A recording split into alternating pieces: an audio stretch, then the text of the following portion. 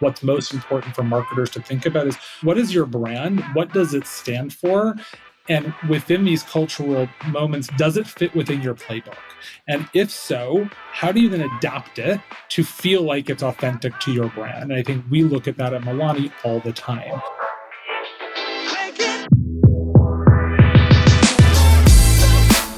You're listening to Retail Remix, your inside access to candid conversations with the people shaping retail's future.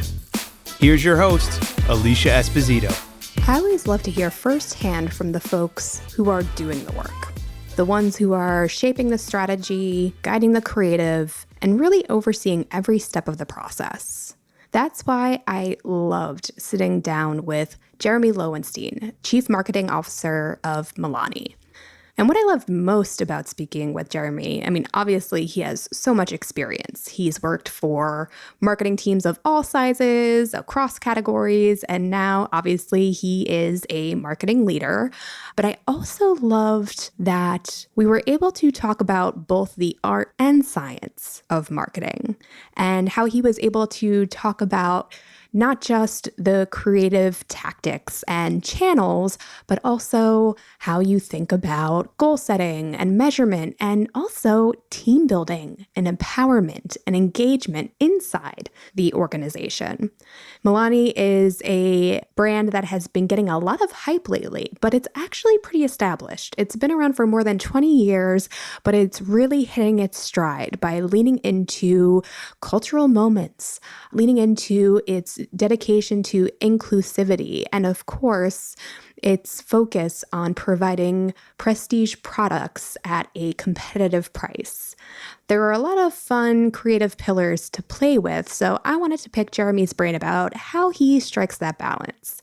Listen in, because we dig into a lot.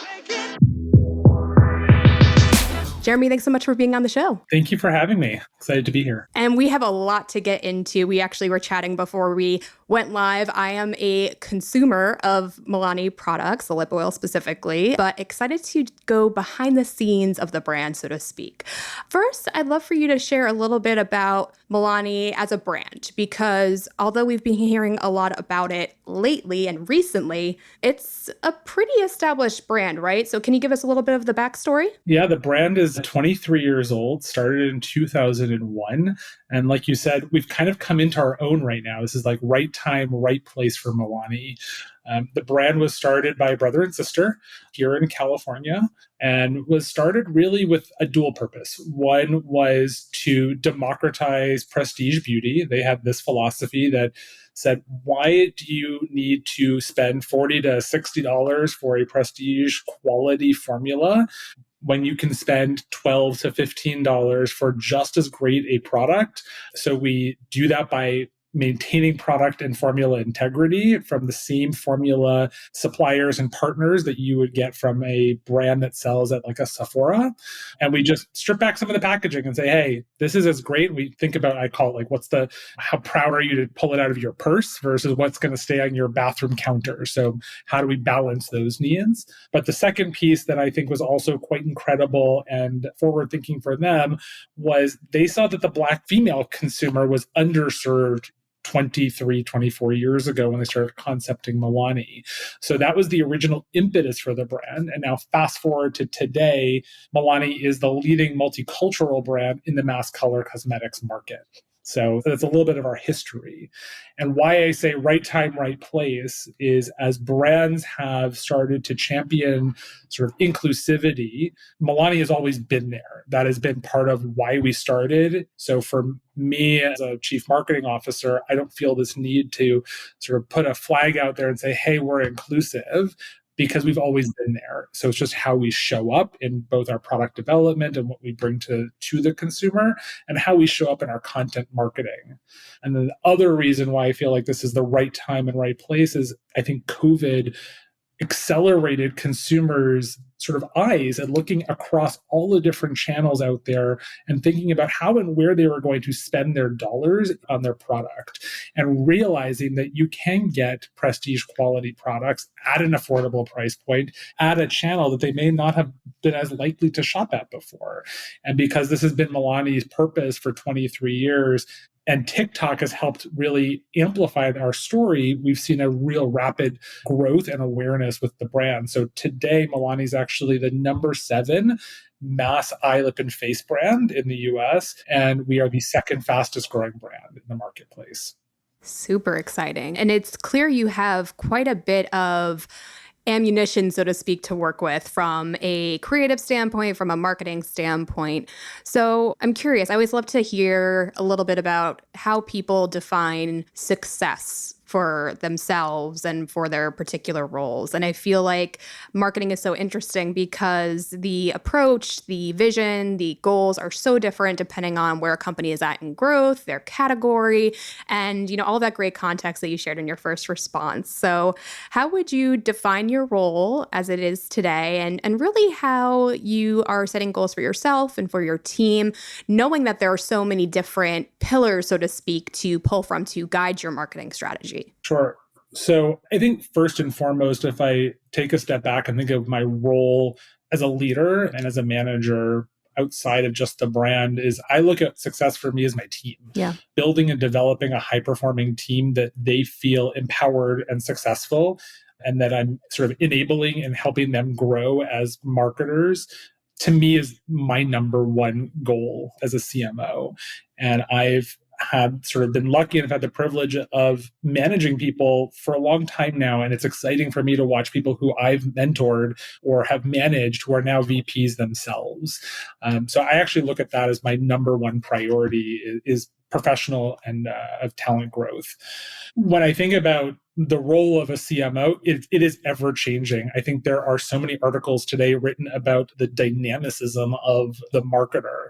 It is one of the functions within a brand that is constantly evolving because of the ever-changing landscape of media and how consumers are consuming it, how they are building community. So our role is to A, stay on top of that, be where the consumer is, listen to and have a dialogue with them, and be where they are.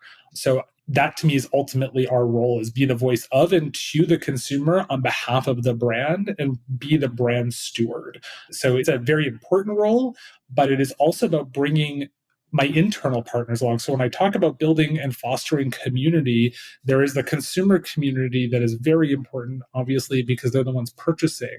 But there's our internal community. So for me, it's partnering with my CFO, my head of sales, head of operations, and bringing them along the journey with me, obviously with my CEO, and saying, this is what our opportunities are. How are we going to advance that message and with our ultimate consumer? So there's 2 pieces that we have to service, both the internal and the external. Yeah. I think that's a really great point because there needs to be alignment, right? And there needs to be consistency internally as far as, what the brand stands for, how the brand shows up, because that impacts ultimately what the consumer experiences as well. And I really want to pull on that thread of Milani democratizing prestige luxury beauty, because I feel like there's been a lot of conversation, probably more so in beauty around value. And what does that really mean to the consumer in this current climate, always possibly? And I'm curious, what does this narrative through line mean to you as a marketer? So you mentioned TikTok as a really strong vehicle for the brand and for consumers to kind of share their experiences with the brand. Can you dig a little bit into how that particular angle guides your marketing decisions, guides your approach to content? Because I feel like there are probably a lot of interesting ways you can play on that idea of democratizing luxury. Sure. So again, every consumer will have their own definition of what luxury means to them. I think if you first ladder back up to why beauty, especially cosmetics, is such an interesting category to be a part of, it's because from the consumer perspective, it's that one moment of joy. And whether they do it for themselves to feel more confident in who they are, but it's also a little bit of who they want to be, the best version of themselves. So it's something that women and men will actually never give up. So what does that moment look like for them? So they'll always be purchasing. They may purchase at different levels. They may purchase at different frequency and price point. Like I said, I think that COVID accelerated this cross-channel opportunity where people are now doing more research, they have more access to information, and they are recognizing that they may trade up or trade down on price point, but they don't have to sacrifice on actual quality. And I think that's where Milani comes in. How that gets translated is in a lot of different ways. One, product. Product is the ultimate test because that's what they're purchasing and using. And if they love it, they will come back to us. But there are a lot of different cues that signify what does prestige quality mean. So when I joined the brand 3 years ago, I always go back to the roots and like why we started and how do we want to bring that to life for today's consumer. Imagery and content is important. So we spent time reshooting the entire brand so we have that prestige look and feel of something that you'd be used to seeing from a brand that would sell at a Sephora, for instance. And so elevating that look and feel. Second is what's that in-store experience? So we have great retailer partners. How do we work on our in-store merchandising and fixturing? And how do we show up to communicate our unique point of difference at shelf? Because once you're in there as a consumer, you're only spending a couple of minutes staring at hundreds of feet of product. And how do you actually start to make choices? So what does prestige then signify there? So that's where packaging comes into play. If you think about one of our more recent launches, so Color Fetish, which is our matte lipstick, has a beveled case around it with a gold band around the center of the case. And that has that like really amazing high touch feel and high quality look and feel, something you would buy in a prestige market. Then you go also into the rest of the online experience on content. So TikTok helps, like you said, bring the consumer journey along and what's their voice? How are they experiencing the brand in their own, I think everyone's least and most favorite word today, authentic voice. Yeah. But I think the other piece that you look at is what are the other channels that brands still have a role to play? I spent a lot of time listening to and talking with influencers and consumers. And what roles do brands play? Well, we still have a voice. They look to us to help educate them. So if you think about our brand website, that is the ultimate destination for the best brand experience. What does your brand stand for? What are the products you sell? What are the ingredients? Where are the tutorials? So again, showing up like a prestige brand and bringing that to the forefront of the conversation. So there's lots of different ways to play up the brand DNA of prestige quality. The last piece that I'll talk about is why our products. I've talked about that we partner with some of the most amazing formula developers in the world, but we have this internal saying of like made in matters. And if you think about other adjacencies like fashion, think about Paris, you think about Italy, that craftsmanship is really critical to the prestige and luxury quality of product. So our products from Milani are made in Italy, in Korea, in North America, that are all known for really that high quality, the craftsmanship, the ingredients, that really bring that efficacious luxury feeling of quality and makeup. So that is why made in for us matters. Yeah, there's a lot of rich storytelling opportunity there. And I think there's a nice transition to the point you made about being an inclusive brand, that it's not something you necessarily need to talk about or do talk about, like it just is. And I think that is very powerful. Like there's a story there in and of itself. But then there's also like being in beauty, there is opportunity to convey that without just like splashing, we're inclusive, right? Like on, a social ad, right? Exactly. It's conveyed through the content. So what has worked well from that perspective? Because, we all see the arm swatches, right? Like what else do you try to embrace? So those are now the table stakes. Like that's what you have to do. Yeah. And I think it starts with the product itself. So if we think about our product categories, I'd say that in beauty, the category that lends itself to the most conversation around inclusive shade development is complexion. So foundation and concealer. Milani, our Conceal and Perfect 2-in-1 foundation, has 45 shades. We were one of the first brands to do that. We have 18 shades of concealer. That's base business now. Where I think we take another step forward is we think about our other categories. So melanin-rich skin is not just about what sits here, but it's also your lips. Our Color Fetish matte lipstick, when we launched that, we started with nude shades. Now, what does it mean to be a nude shade, skin tone shades? we make sure that we are developing with all of our consumers in mind, and we test all of our formulas on a range of skin and lip tones. And when we launched our 6 nude shades, we saw consumers quickly comment on all our social pages and our product reviews, thanking us for developing shades that had the right level of pigment that worked on their lip tone. Same thing with our baked blush. It's one of our entryways into the brand is our iconic baked blush. From the quality, like I said, that's something that's made in Italy, it's handcrafted, but the level of pigment that we put into that product is designed to show up on different skin tones. And that's what it is for us, where it starts to be, means to be inclusive. So that's the product side. Then fast forward into the marketing piece of it. So yes, you have the traditional arm swatches, but then bringing in a cast to showcase the payoff of that product that's truly representative of your consumer community is important. So we're always going to have the 5 or 6 faces that you constantly see, and we actually scout our talent from actual consumer. We'll do street casting, so social casting these days, asking our community of who wants to be a part of our next product marketing campaign.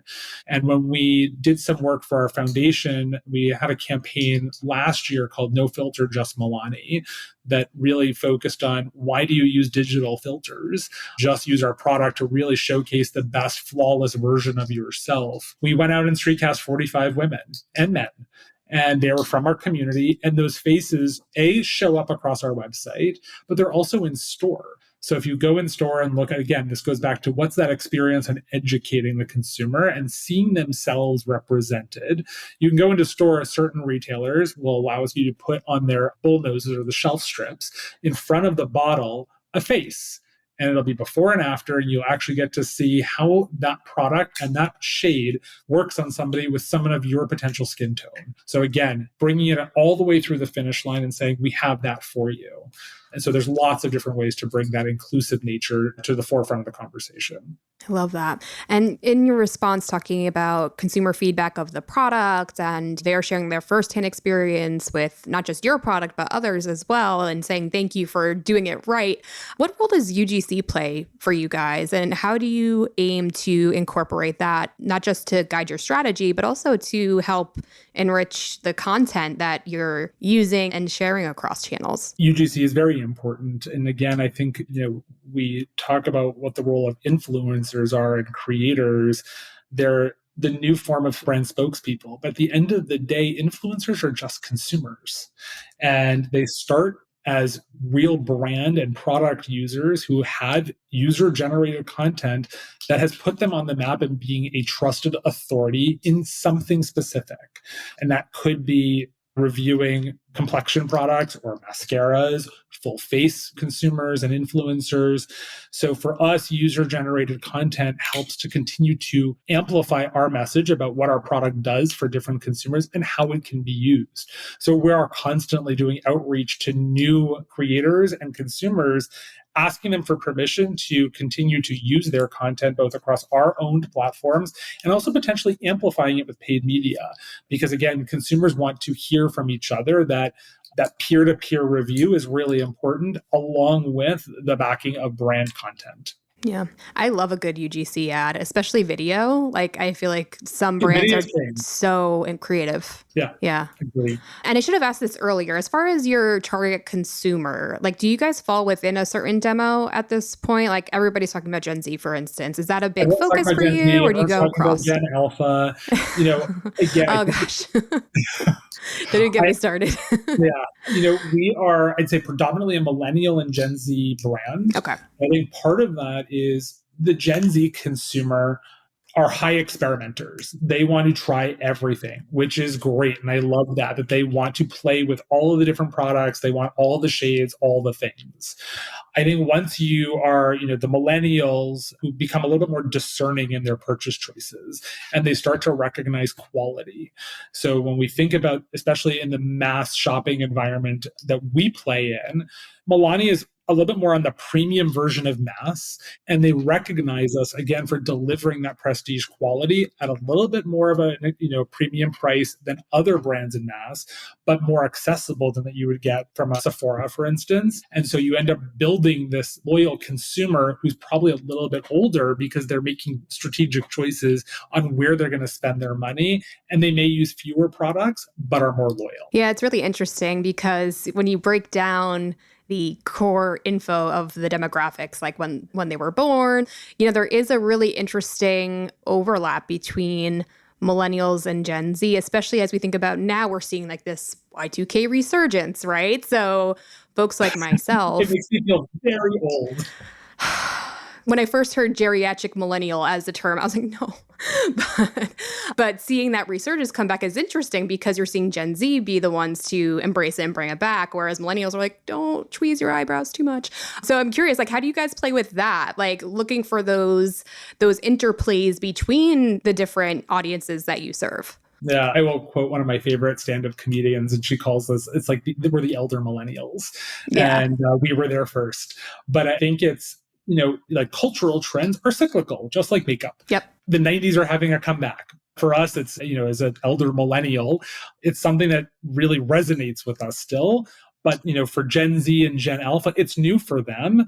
And there is a cool factor, and that can come back in colorways, in memes, in different shapes and figures. So there are ways to bring it back in that have a sort of a retro feel, but still feel elevated for us and relevant to the consumer today. And I think that pattern of sort of cultural resurgence will always happen in marketing. And I think that's part of our role is, again, watch what's happening out there. How are people talking about it? And how do you then, when you adopt it to your brand, does it make sense? Because not everything will make sense for your brand. I think what's most important for marketers to think about is, what is your brand? What does it stand for? And within these cultural moments, does it fit within your playbook? And if so, how do you then adapt it to feel like it's authentic to your brand? And I think we look at that at Milani all the time, because we're not going to sort of latch onto every single cultural moment that's out there because it may not make sense for us. And that's okay. So I think it's just about having that internal open conversation with my team. Where do we play? Where don't we play? It's like, where do you have permission as the brand to do that? Yeah, I think that's such an important point because for certain brands, they can be a bit more on the nose, so to speak, with certain things, and it makes sense for them. Whereas other brands, the power is in the subtlety of it. And I think the fun, to your point, is figuring out where does your brand fall and like what can your team do creatively to be a part of the conversation, but also in a way that makes sense. Exactly. And I think that's what's most important is, as a marketing purist, someone who studied marketing and have been doing this for a long time, understanding your brand mission and DNA, your value proposition is really important. And everything that we do, from product to communication to our sales channels, has to ladder back up to that ultimate mission and vision. Because if it doesn't, then you start to stray and you start to confuse and blur the lines of what do you actually stand for as a brand. And I think that's actually what makes, I think sometimes in marketing, there's this term of legacy brand has a negative connotation to it. But I think being a legacy means you've actually been able to stand the test of time. You are true to who you are able to adapt to new cultural norms, but they fit within what your brand stands for, and you can continue to endure over time. I think the barriers to entry today, especially in beauty, are so low, anyone can create a brand. But does that mean that they'll actually have staying power? So knowing what you stand for, and then when these cultural moments come along, do they fit or do they not? And if so, why? And how do they make sense for you? And then how do you tap into them really matters. Yeah, absolutely. I was going to ask you this later, but I feel like now is very appropriate to bring up this whole idea of brand versus demand, because, when we saw a lot of the D2C pure play brands, be put up on this pedestal and then they came down, and there was a lot of debate essentially because these brands were so focused on fast growth and like growth at any cost. And then it became a discussion of, well, where should that demand generation and that growth fall in comparison to brand development? So you're talking about the power of brand and your mission and vision and what you stand for as a brand.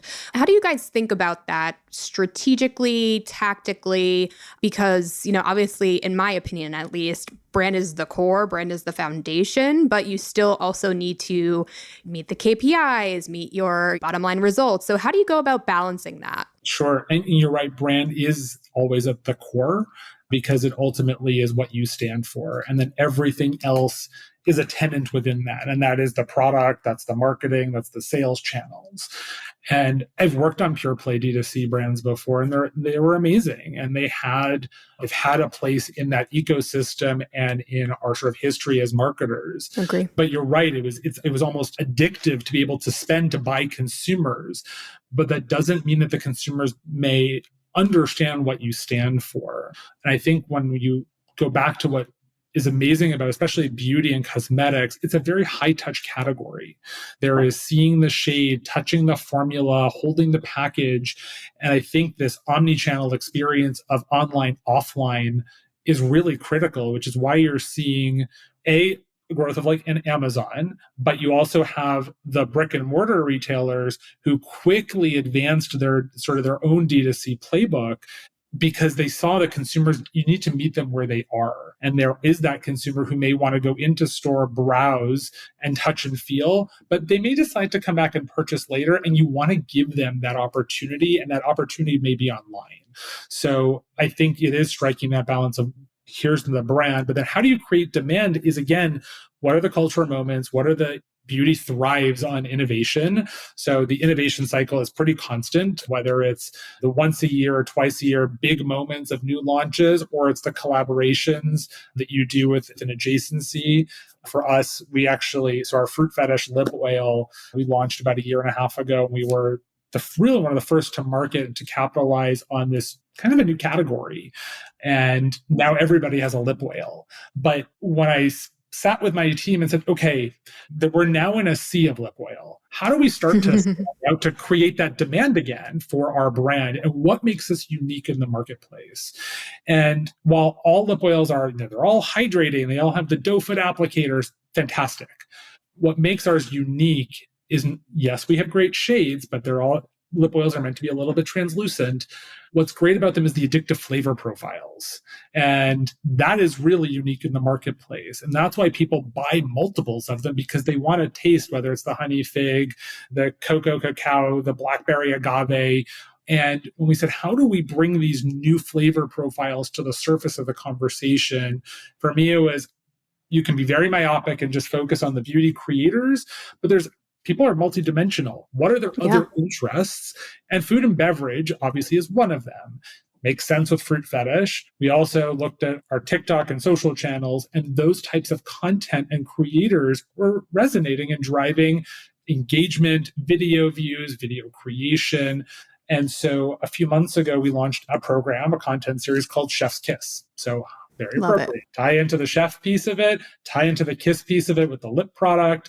And we brought on a series of TikTok and Instagram mixologists and chefs. We said, here are our lip oils. We hope you are inspired. Please come up with recipes that really demonstrate what these flavors are and how you would potentially bring them into a food or a drink. And then talk about that in reference to our product. So again, it starts to tap into a cultural conversation, linking and bridging your product and creating a new source of demand, especially if you are a food and beverage consumer, which everybody is, and you're going into, let's say, a Target or a Walmart, and you're shopping for food. You may think of Milani at that point, oh, I saw this Fruit Fetish lip oil. I'm going to go grab that because I thought it was a really cool piece of content. So again, that helps create new demand that may not have been there before. I love that you brought up that ultimately we're multidimensional. There are other needs that we have throughout our day, other interests that we have. So looking for those adjacencies and through lines to other brands, other categories, that's kind of where the magic can happen, so to speak. And you've mentioned creators, you've mentioned social, specifically TikTok quite a bit, but are there any other channels or tactics that are top of mind for you and your team right now, even things that are emerging and you're still trying to figure out the role that they're playing, you're excited to test out? Sure. I think what makes a marketer, I think a part of what makes them a great marketer is the innate curiosity. So I'm always curious on how are consumers engaging? Where are they? And that could be online and offline. And I think that's also when you think about the Gen Z consumer and the millennials and Gen Xers post-COVID. During COVID, everything was online. So that was where your community was, and everyone was really focused on that. I'm seeing this post-COVID resurgence of offline experiences. People want to be in person again. We're humans. We thrive in engagement and personal interaction, especially if you're an extrovert. And I think having those and offering those community building experiences is really important. So that's one. Other channels, the other offline channels, what's old is new again. Billboards are still here. And if you go into any major city or even some of the smaller cities, you're seeing the wild postings, the billboards come back, because I think there's so much digital saturation, and also as privacy policies have really taken hold of digital content and seeing how many eyeballs are you actually getting. Everyone's driving a car still. You still have to go from point A to point B, and you can measure traffic, actual human traffic. And you know that they are seeing this billboard potentially, whether it's for 2 weeks, 4 weeks, 8 weeks, whatever it is. So that is having a resurgence. I think what you're also seeing on the streaming platforms right now, commercials are still here. No one calls them commercials, but they are there. And they are spots that people are still buying as people are thinking about what platforms they want to use, how much they want to spend for their subscriptions. And they are a little bit more open to seeing content, again, because it's streamed based content is actually targeted to them. It makes sense for either what they're watching, who they are. So we're going to start potentially playing in that space. And there's lots of other different formats that we're going to start playing with. People are looking at YouTube again. I'm having, conversations around Pinterest. So I think as conversations are happening in the world around TikTok, there's a lot of things happening in Congress. And what I tell my team is, we can't control what we can't control. So for us, it's again, where are the consumers and how do we start testing and learning with new channels to bring them the brand in a moment that is important for them and relevant to where they may be in their shopping journey. Yeah, CTV is definitely very interesting. But to your point, just traditional billboards, like how that space is evolving to incorporate digital in some capacity. Digital billboards, QR codes. Absolutely.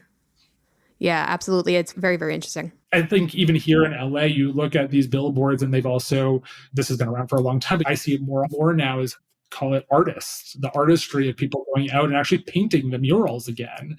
And I think that brings that human craftsmanship to the forefront of the conversation and bringing your brand into that world. Yeah, absolutely. So it seems like you're definitely big on seeing what's out there, testing new channels. I think a curiosity-led approach is always key. But I'm curious, how do you think about measurement then in that instance? Obviously, there are the business goals that you do have to meet, I'm sure. But then, how do you ensure that there's room to play, so to speak? And how do you think about measuring impact and results in that capacity? I feel like there are probably two questions there. So you take that however you'd like. First, I'll go back to something we talked about earlier around audience. And one of the most important audiences is your internal. And as a marketer, it's our responsibility to bring your peer set along the journey with you. No one wants to be sort of shown something once it's fully baked and it's already in market. And I think that level of transparency on what do we consider success to look like, and having that dialogue with whether it's my CFO, with my CEO, and aligning what that means up front is important. So bring them along the journey with you. I look at measurement in a lot of different ways. Yes, sales is important, profit is important. And when you're at a C-level, that is ultimately what you are held accountable to. But how you get there matters.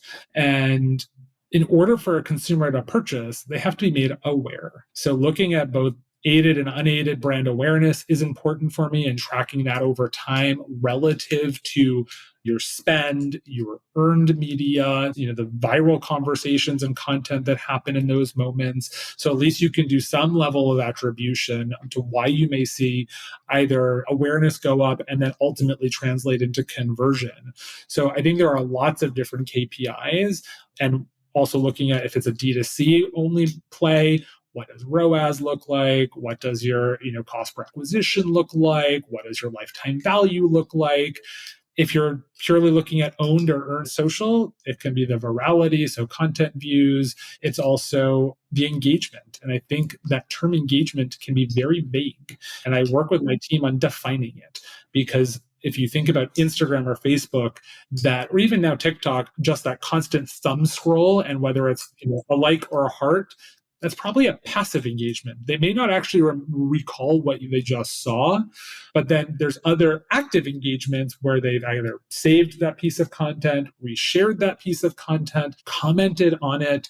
That means they've taken extra moment to say, there's something about this that resonated with me and I want to come back to it. So those pieces of engagement are also important for me. So lots of different KPIs. And I think it's just about identifying them, keeping track of them, and also saying to your team, it's okay if you don't meet them all. That's part of the test and learn piece. Call it failure, call it whatever you want to name that thing. But as long as you own it and you acknowledge, and then you say, what have I learned from it? Then that's great. And then you just move on and you use that information into your next playbook. Right. And I'm sure in some cases too, certain channels may be more effective as an engagement tool versus something that would actually drive revenue. And there's a place for that too, probably. It's how you think about the big picture. This thing that people would call the funnel is important still. Yeah. I was going to say. Some people think it's a circle. Some people, it doesn't matter what you call it at this point. But I think what's important is that when I go back to how I studied marketing, you used to say, how many times do you have to be exposed to a brand or a product to be considered aware? It used to be 3. Now I see statistics of 11, 21, 17. And I think that goes back to just the sheer volume of content and saturation that's out there that we are all exposed to. So you kind of have to hit the consumer a few more times. And it doesn't mean it's the same piece of content. But that's why looking at your overall ecosystem really matters. Yeah, absolutely. This has been fascinating, Jeremy. And before we close things up, I do want to make sure we go back to the point you mentioned earlier about the role that you play in empowering your team and setting them up for success. Because I feel like we talk so much about the tactics and what's trending in marketing that we don't really get into the fundamentals of what makes a good marketer. So I would love to get your take on, how you try to nurture your team, what skills or even, traits you look for in a team member or a member of your marketing team, because there's always debate around what level of education should I get? What level of career exposure? What types of companies should I work for? And any thoughts, as someone who not only has been a CMO, but also just a lower level marketer too, on what you should look for or what you should be thinking about as you build your team? Yeah, I think the first point is that what I tell my team, doesn't matter the size of my team, because I've worked with all sizes, is that all opinions matter. And it doesn't matter if they're right or wrong, but voices need to be heard, and there is a forum for that. I don't claim to be the expert in everything or anything. What I like to do is listen, be able to pull the through line. I think that's what marketers have to be good at, is what is the red thread that you can pull through product, content, activation, community, channel, that holds true again back to what does the brand stand for. So what I look for in marketers is, one is just innate curiosity, what keeps them interested? Where else are they looking? What are their other interests? Because if you're just purely, for me, purely beauty, that is great, but there's other things out there that can help inform trends, marketing tactics. So I like to ask about that. I'm very much, I'd say, equally weighted left brain, right brain. And I think that sometimes there is this misconception that marketers are just purely creatives. Mm-hmm. And marketers, to me, have to strike that balance of strategy and rational analytics and understanding the financial side of the business just as much as understanding the creative execution and product piece, because that's what makes you a well-rounded marketer. When I do either mentorships or even with my own team, and they think about their career journey, I've been very fortunate to have worked at some of I call them, they're iconic companies of the Lauder brands, the Coty brands, and that training that I received there was really fundamental in making me the marketer that I am today. And part of that is they have iconic brands. They have great structure and process and opportunities to sort of swirl within the organization, within different functions in marketing, different brands, different countries. The other side, though, is when I consciously made the choice to go into a prestige indie brand, and now with Milani as a mid-sized private equity owned brand, you get in a smaller organization, you get the opportunity to go really deep and wide because you have to wear multiple hats. And you get exposed to a lot of different things very quickly. And as a team, I look for us specifically is agility, because you have to be able to turn on a dime at this point. Something may happen in market. How do you react, whether that's content, messaging, community engagement, product, and what does your level of agility look like to be able to move? And that's important for us, especially as an indie brand. Bigger brands, harder to be agile because they are so large. And that is why they are big, though, because they were all small ones. But now they have such a global footprint that it takes a little bit of time when they make a change to really show that impact across their entire ecosystem. So I look for a lot of different qualities in the people that I'm bringing in. And there are people who they just want to be social media marketers. And if that's it, I applaud that.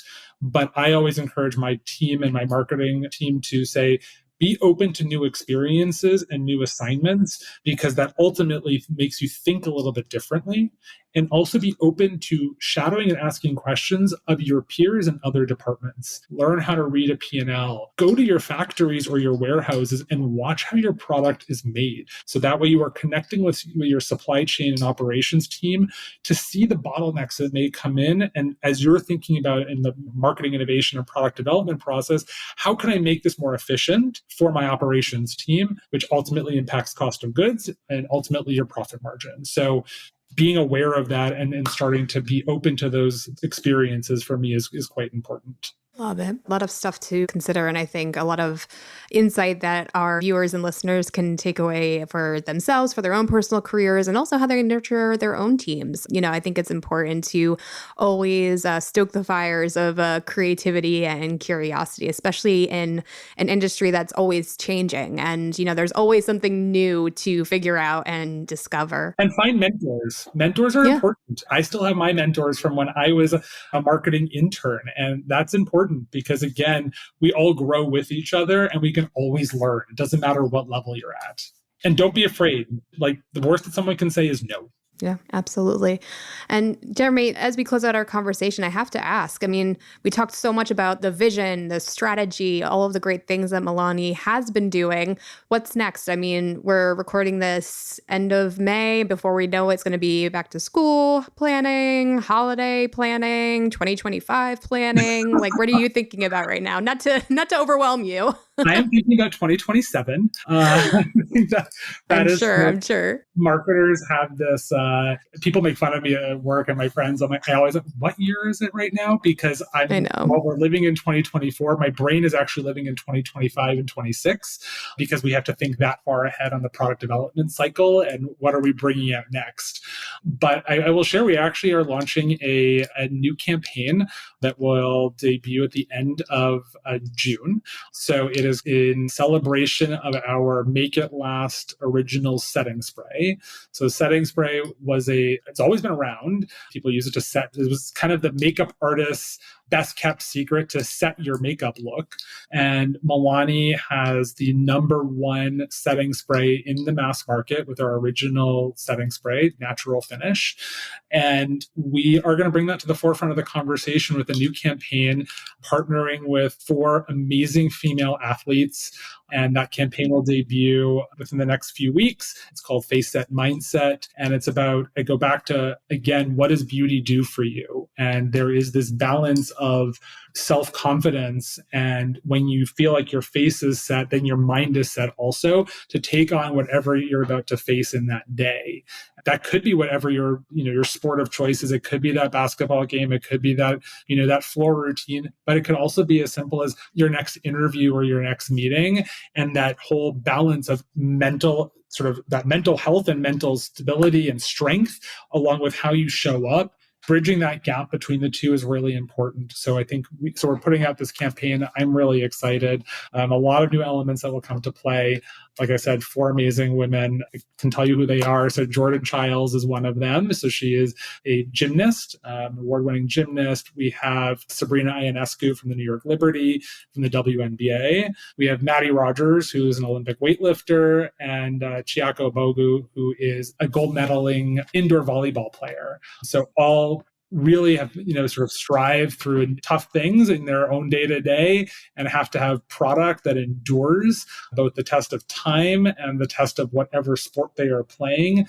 They are all makeup wearers, Milani users, and I go back to they are authentic to the brand. So I'm excited for that to come to life. Amazing. Well, congratulations on the eventual launch of the campaign. Sounds amazing. And Jeremy, thank you again so much for taking the time out and sharing a little bit of insight into your work and, of course, how Milani is navigating this ever-changing world of beauty and, of course, of marketing itself. Thank you again so much for taking the time. Thank you for having me. Appreciate it. And to all of you, thank you so much for joining us. As you may know, we love to have conversations with folks like Jeremy, who are in the trenches, who are reshaping customer experience, and of course, how all of you go to market and think about marketing as an art and as a science. So be sure to go to retailtouchpoints.com to see all of the other great conversations we have on Experience Insiders, as well as all of our other media properties. Thanks again to Jeremy, and thanks to all of you for joining us. Take care. Thanks for listening to this episode of Retail Remix. Be sure to subscribe so you never miss an episode. You can find us on your favorite podcast player. Until next time, keep mixing it up.